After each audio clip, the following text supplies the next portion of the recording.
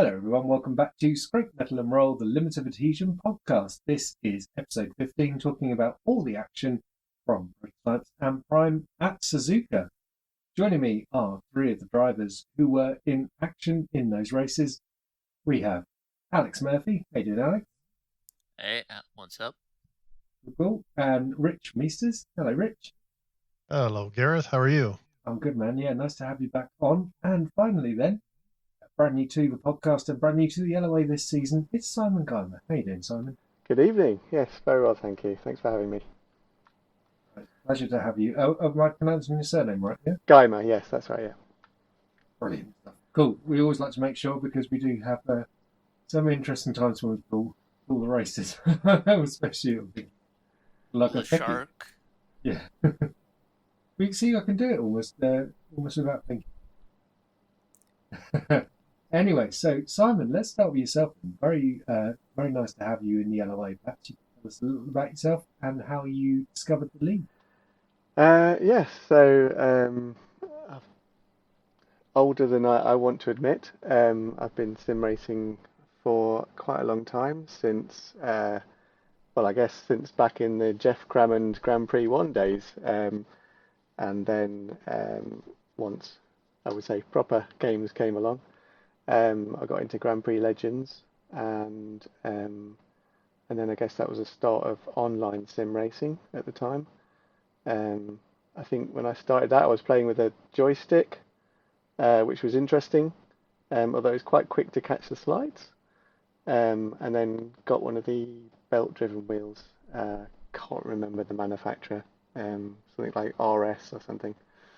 Um, yeah, and then progressed from Grand Prix Legends when iRacing eventually came out in 2008. I think I'd been doing GTR and some of the Simbin games, in League Racing. Um, and then iRacing came out, and that was amazing at the time. Still felt very much like Grand Prix Legends, and in fact still does in a lot of ways.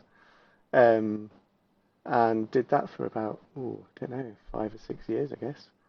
And then I think Assetto Corsa came out, and I was blown away by how the cars felt really connected to the tarmac, compared to iRacing, which kind of then at the time felt like I was driving on ice. So I went over to Assetto Corsa, maybe the dark side for some of you, um, and then to ACC as well, and yeah, did that for I don't know, quite a long time, and then got back into iRacing at the end of last year. I thought I'd give it another go, see how it had changed, and I really liked it.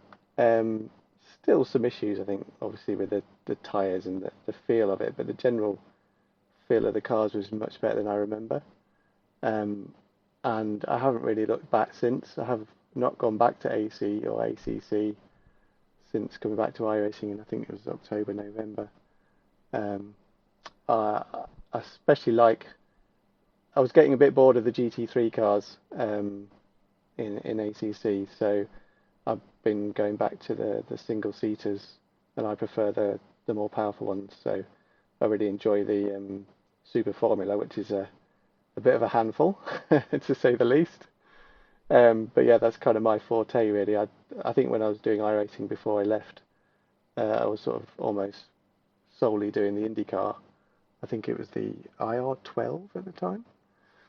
Okay. Um, yeah, so really enjoying doing the single seaters and trying out all sorts of different cars and whatnot in iRacing again. And fortunate enough to come back at a time when they then decided to put in things like rain, and it looks like there's lots of good developments coming along for iRacing. They seem to have expanded their development team, which is all good stuff. Um, but yeah, public races obviously on iRacing, they can be hit and miss. Some are great, some are terrible, some you just want to start in the pit lane all the time.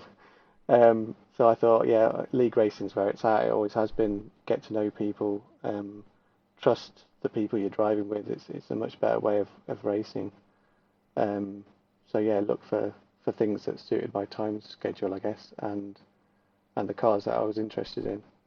And I honestly can't remember how I came across LOA, but yeah, I was just searching for a league that was suitable for me. So yeah. Oh, that's brilliant stuff. Yeah. Well, we're very glad you found us. And you must be looking forward to the next season of Prime then with the IR18 RFG. Yes, very much so. I did a couple of races last night actually in IndyCar at Sebring, which I think my wrists are still recovering from the bumps and the force feedback because it's an absolute killer. Um, I don't remember the Yeah. IndyCar being that stiff, but yeah, it hurts. See, no force feedback. It's a strategy. Yes, it does sound Wind, good wind actually, away. that. Turn it all down. Brilliant stuff. And you mentioned you were on a belt-driven wheel. I think you've upgraded since then. And you did mention triples on the Discord. So what's the rig space? Oh yes, I've been through quite a bit of equipment over the years. Obviously, I had the G25 for a long time, and then I had the T300, the Thrustmaster, which was quite a good step up from the G25. And then eventually, I don't know, about 3 or 4 years ago, I got the Fanatec CSL DD with the boost kit, which was again a little step up from the T300. And then more recently, I've dumped all my Fanatec gear and I'm running with a Sim Magic Alpha with a FX Pro wheel and P1000 pedals. I managed to install my own custom bass shaker in the chair, which is fun. And yeah, I'm running with 32 triples and on I'm trying to think what this is. It's a Track Racer TR8, I think. Yeah, so it's a very nice setup, which cost me a ridiculous amount of money, which my wife is still unhappy about. Yeah, it is an expensive hobby at the top end, isn't it? But then I suppose it's, yeah, as we've talked about, I have too many hobbies myself. Yes, How much can I really invest in each yes, one? and There's always I that. always say to my wife, well, it's cheaper than going to play golf. Which is There's mental, always really. that one new piece of hardware that you're going to go out and buy, right? Yeah. How much does golf cost? I really I have to know this now.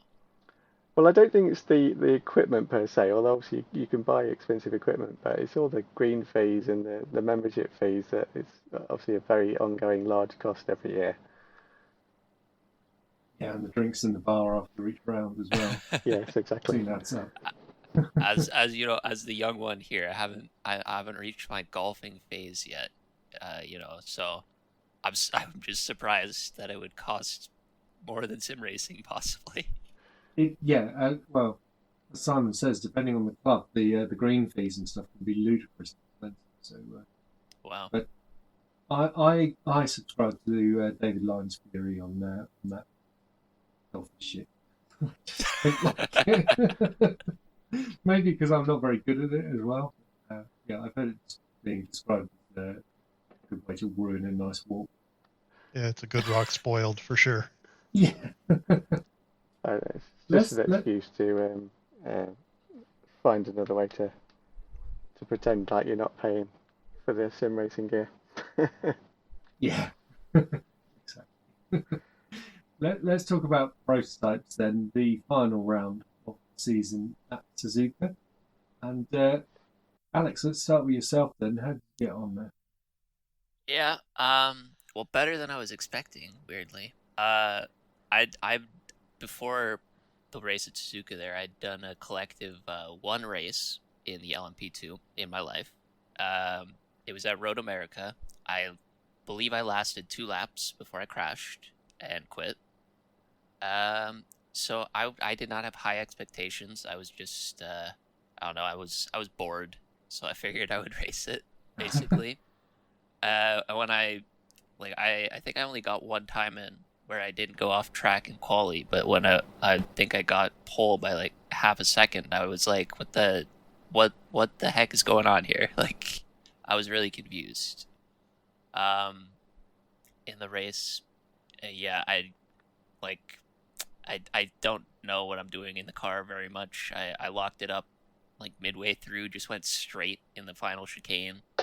So Maxwell got by me from that, and I ended up P2. Second race, I think I spun it like twice. I was just way down, chilling in the back. And I don't know. I'm glad that I'm glad it's going to the GTPs and not sticking with the LMP2s for next season. Yeah, I don't own the GTP yet. Actually, I'll buy one to be asking people for it. Yeah. I Don't didn't ask even- me. I've got the Porsche because Messenger forced me into racing Daytona. That's the what I'm going to stick with. Right. I didn't even realise you owned the 217. The LMP2. I didn't think you owned. I was surprised to see that you'd raced. Yeah. So, yeah. No, nice result. I don't remember why I bought it. There's a lot of cars that I've bought that I like haven't even raced. Like I can give no explanation for why I own them. Like the Williams F1 car. It's probably to do with your jinx. Yeah, maybe. Too much gin. Yeah.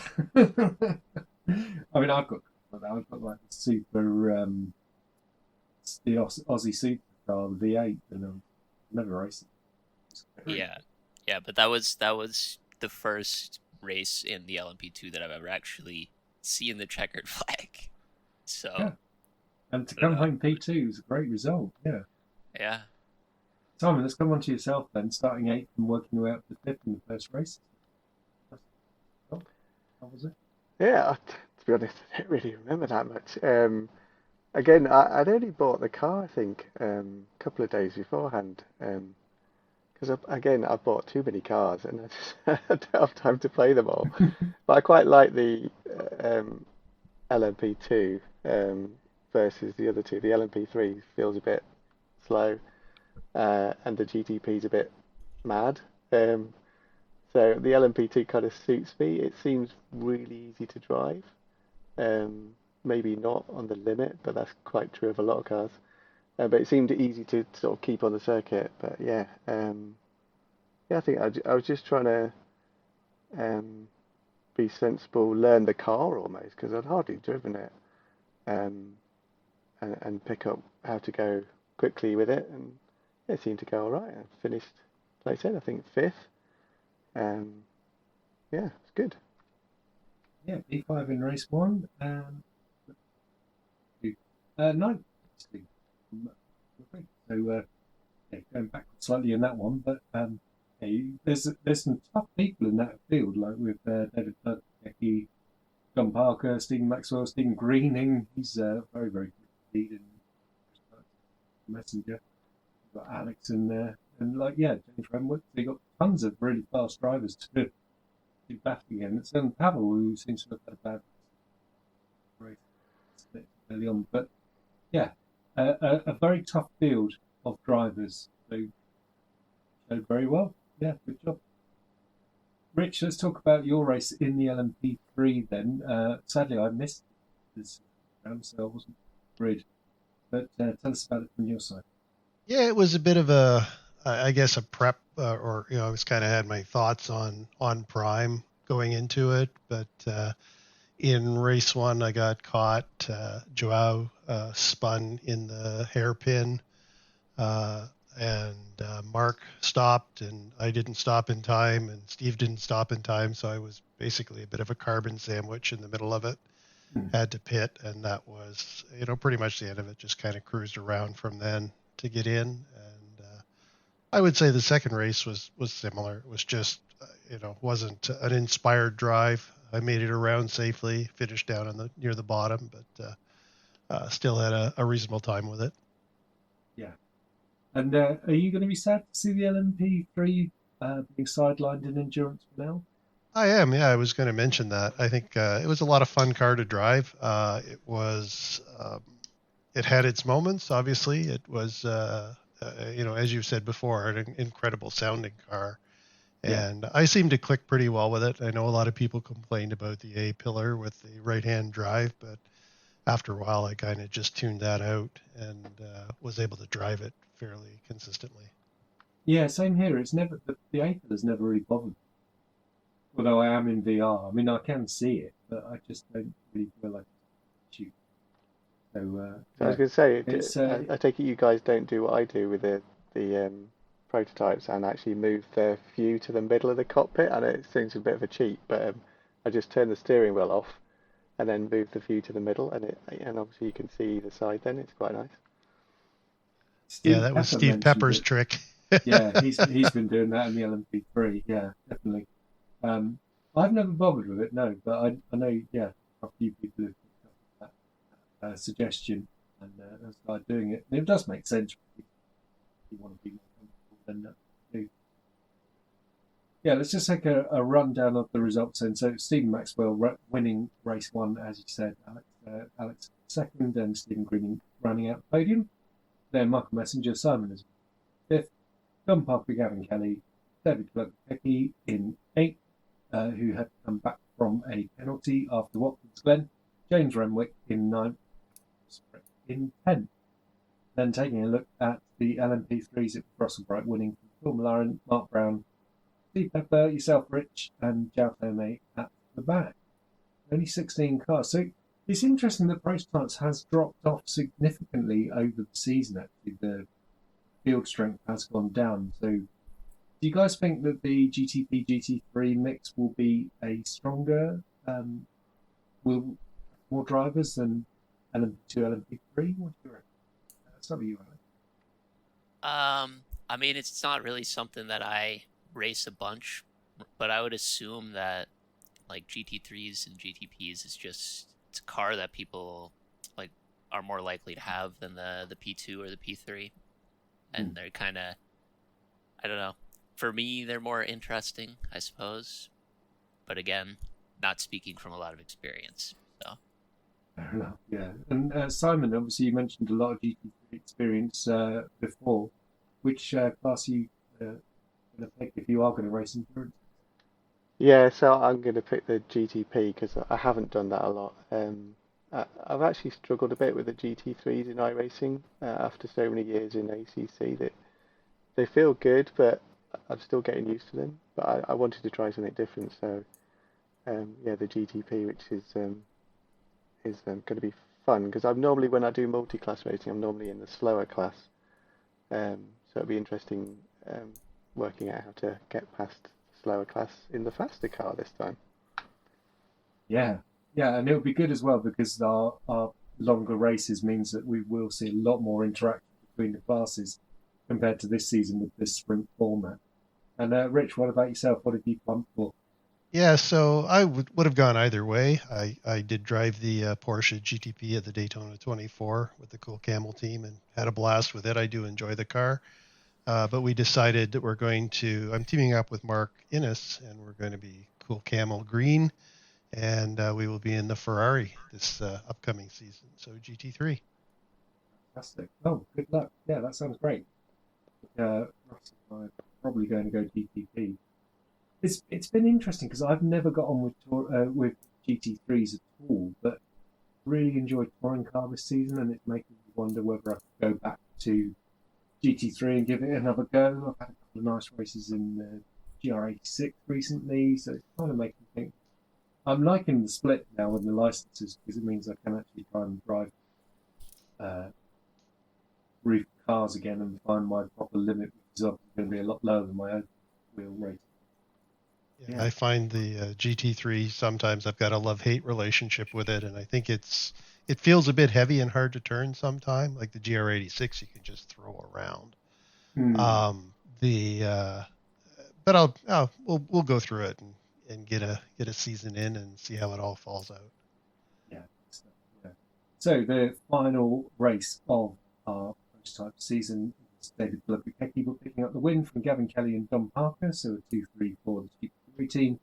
Stephen Maxwell, Stephen Greening, Michael Messenger, Alex, then James Renwick, Simon, yourself, then Paul Malarin winning for LMP3 ahead of Mark Brown. Nice podium for Mark, congrats to him, and Jao Tome on the podium, congrats.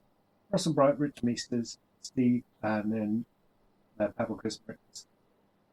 Steve, well, presumably both to get ready for Prime, which we'll come on to. So let's just take final standing championship.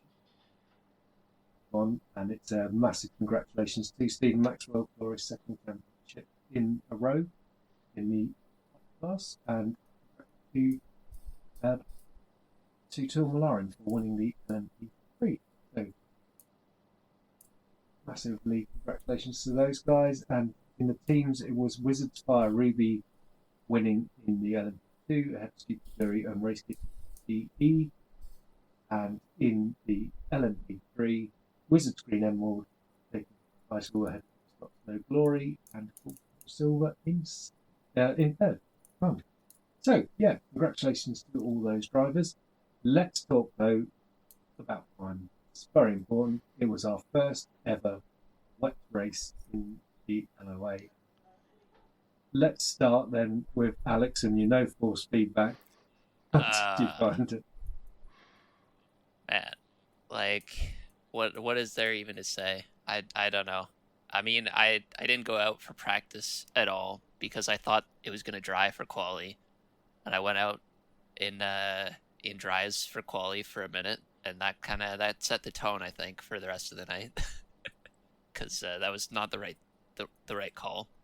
I did manage. I got a lap in. I think I was one of very few people to get a lap in for quali. Because I had swapped back to the wets.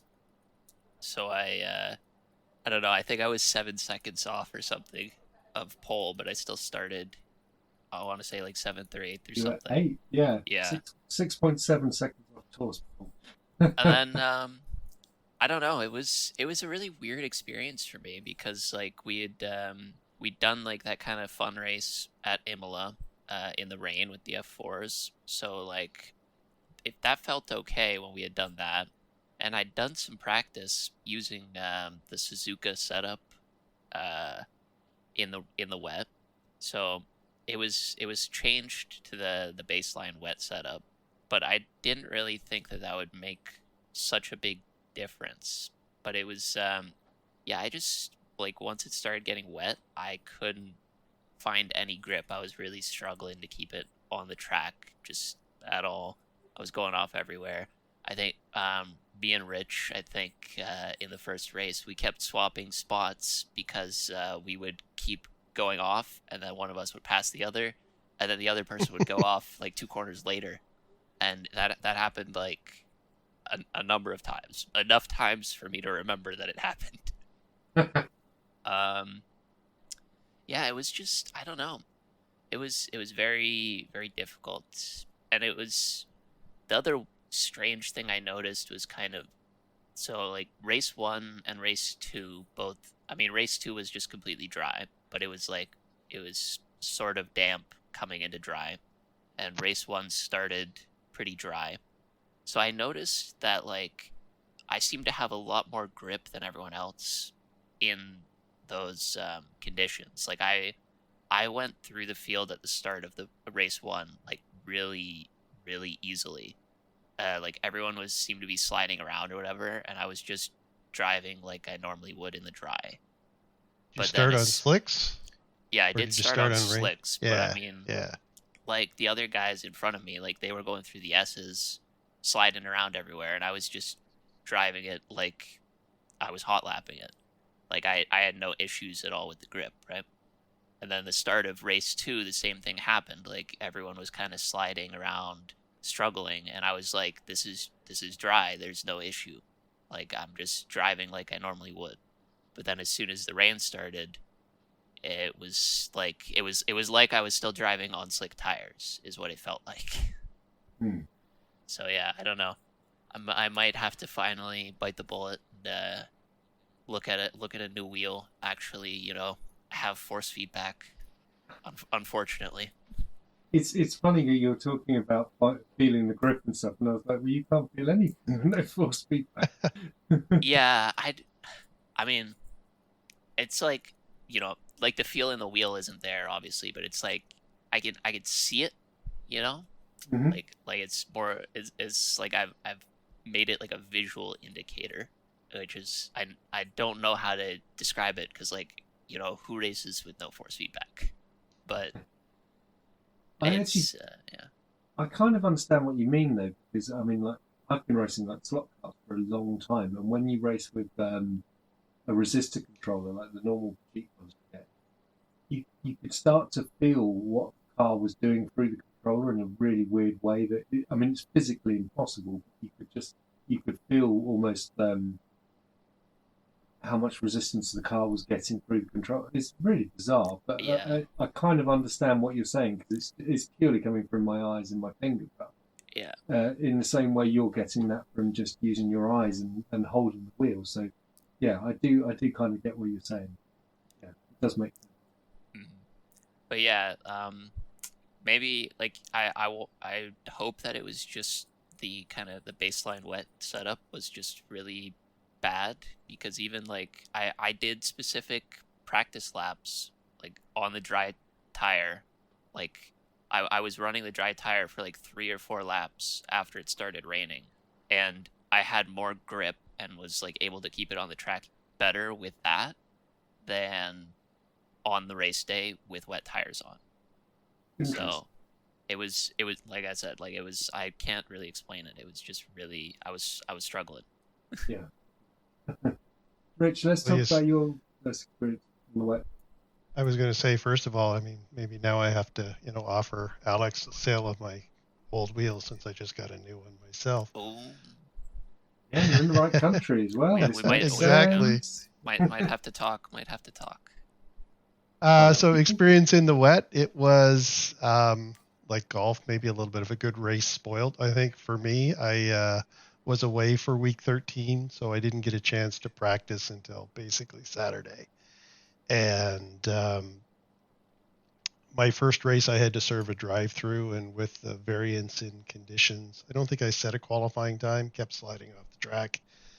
I had someone on wets in front of me on the dry track spin out and got into a collision, so then I had to go and I think I had to tow. I don't know, did I tow or I couldn't remember if I towed or drove back, but had to go into the pits for that, come out of the pits, then go serve the drive-through, then get out of that, and then it started to rain, so back into the pits for wet tires. So the whole race was just a bit of running around, going into pit stops. The second race was better. I did have an accident where James and someone else got together in front of me, and I had to twitch a little bit, which put me into a slide, and then I got collected. So it was another tow. So it was a bit of a forgettable experience at Suzuka in the rain, and I think it'll come, but it was a little bit frustrating given where I was in terms of trying to compete for the Club 1500 championship. But you did secure that, didn't you? By the skin of my teeth, yeah, and I had to depend on my mates. Steve and Dan LaHaye both managed to nip my competition in the last race, which allowed me to hang on. Really. Well, I mean, a massive congratulations to you, Alex. I haven't even said congrats to you on winning the prime one yet, but yeah, congratulations to both of you on securing the championship. And Rich, you're the last ever Club 1500 prime champion.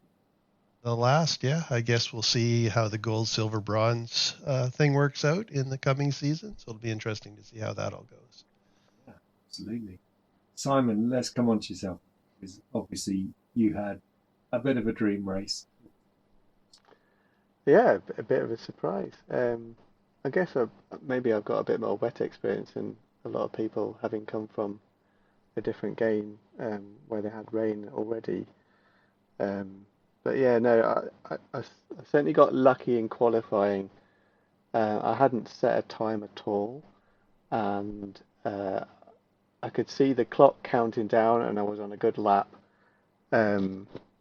And I was thinking, I'm not going to make it. I'm not going to make it. I'm not going to make it. And I reckon the clock was at 0 as I crossed the line. And I think I qualified third, something like that, was it? You did? Yeah. Yeah, so that was very lucky to end up being third. And then I was thinking, I was right the way through that, I was thinking, should I be on slick? Should I be on wet? I don't know. I ended up just picking one and going sticking with it because you haven't got enough time to change really. Um, and then yeah, the race came, and I think I initially gridded on slicks, and then I thought, hang on a minute, I don't know what the weather forecast is. And I saw some people were on wets and some people were on slicks on the grid, so I thought I've just got enough time to pop back into the garage. Had a look at the weather forecast in the garage, and it said 100% rain in 15 minutes. And I was thinking, well, if if that comes nice and early in that 15 minutes, then I think I want to be on wets. So I took a big gamble, stuck the wets on, re-gridded. I don't think there was too many seconds left. Um, yeah, and off we went. And the wets were horrible on the dry track.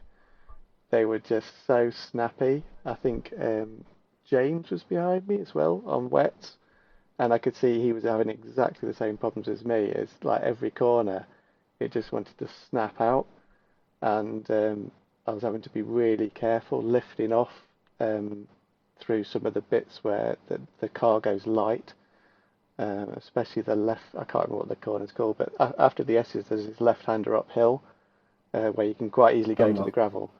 That was one where you really had to lift off because otherwise the back end would just come round and kill you. So yeah, that was interesting. And then I think I got used to where I needed to lift and go slower. So I just plodded on, and then I was just praying for rain. I was going, come on, rain. And then I can't remember how many laps it is in before I sort of started seeing the spots of rain on my visor. I was like, oh, thank God for that. Um, and then it was like, oh, it doesn't seem to be raining very heavily. I was like, oh dear, this isn't going to work, is it? Um, and then I think I sort of started to spot the slick runners who had shot off into the distance. I was thinking, I don't even know how far that away they were. I was concentrating so hard on the track that I couldn't even look at the timings monitor to know how far up the road people were. Um, and yeah, and then I think I started seeing slick runners sort of having mistakes and stuff, and I was thinking, oh, this is getting good. And then the heavens opened, and I was like, oh, thank goodness. Um, and of course, at this point, you're feeling really confident. You're thinking, oh, I'm going to get back to these guys. And I knew I was the first wet runner because I could see the tyre choice on the Race Labs overlay. Um, Mhm. so I was thinking, oh, I'm in a good position here. Let's hope they all start falling off. Um, and sure enough, people were struggling. But at the same time, um, it was actually a struggle on the wets as well as you get used to the new level of grip. Um, it's not straightforward. You've just got grip and you go round, um, and maybe a bit slower. You really had to again work out where the line. Certainly when the puddles started forming, you really had to work out where the line was to not go. Where you need to still take your foot off the throttle. How much you could brake, and it was very much um, feeling your way around. Certainly in the initial stages of the wet, it was you really did need a good feel, and I've no idea how Alex manages without the force feedback because in the wet it's really so important to feel what the car's doing, where you're aquaplaning and stuff, and where the grip comes back to the car. I couldn't have done that without force feedback. Um, and yeah, and eventually you start to build up a bit of confidence and go a bit quicker and quicker. And of course, the slick runners are then coming into the pits, getting wets on. This new for them. They're learning how fast they can go, where the grip is, what the line is, and of course you're up to speed already on the wets. Um, and yeah, it just took it from there, and I think I was doing really well. And then I saw Malarin behind me. I was thinking, oh no, he's quick, and he he was coming at me at such a pace, obviously with wet weather tyres on, and I was thinking, I don't know, it must have been. It felt like he was 5 or 6 seconds a lap quicker than me. Um, but he kept falling off. So although he was quick, he kept making mistakes, um, and then I just carry on driving a bit like a granny, I suppose. just keeping it all together, not making any mistakes, because that's what I've always found with the wet weather driving is if you could not make any mistakes, even if you're slower, you can make up obviously so much time from people going into the gravel and spinning, crashing, even damaging the cars. So I always feel it's better to be slower and safe in the wet, and that's kind of the philosophy I had with that. I just carried on. Again, he was chasing me down almost every lap, and then I think in the last lap there was a bit of respite. I was thinking, oh, I've got this now. He's too far back. But yes, so yeah, it was amazing, and I really like the wet weather driving. It's sort of the dry driving in iRacing. I find it's a little bit difficult to be totally on the limit because of the lack of feel with the tyres on the edge of grip. Whereas I don't know what they've done with the tyre model in the wet, but you can actually feel everything, and I just find it so much easier. So yeah, more wet races for me, I think. Absolutely, yeah. Well, a massive on your first LOA win, man. It was a phenomenal drive, and like you, I did the same strategy, but I dropped it at a spoon, so I was like reversing, nearly hit the barrier, so I was reversing out there, and it's a lot of time. But yeah, it was a relief and a joy when that rain finally hit. And funnily enough, I had the same battle as well. With Aaron Knight was carving his way through the field on when the rain came so much quicker, but he just kept dropping it, and in the end had to go into the pits for repairs. So yeah, it's, same experience as yourself with having someone super quick breathing down your neck. It was quite alarming. But and then Michael Messenger dropping it on the final lap at 130R, which gave me the reverse grip pole for the second race, Dry which race. I then The dry race. for the dry race, which I promptly then I was so concerned about I suddenly God, I haven't even practiced the dry, and so I jump started and then had to do a penalty, and then I was following around Stephen Greening and enjoying myself, and I just overdrove it. Second Degner in the wall, but yeah, it was enjoyable. I had the backwards thought to Simon. It was like, well, it's 100% chance of rain in 15 minutes, and it's a 15-minute sprint, so we'll start on dry and see how that goes. Yeah, but it was a shame that the second race wasn't wet as well. Actually, I like you, Simon. I absolutely loved the rain. It just felt exciting. It felt fun, and it just threw an interesting curveball in the mix. Second wet race. So yeah, your dry race was a little less exciting. Yes. So obviously with the reverse grid, I guess I started. Was it 8th or 10th?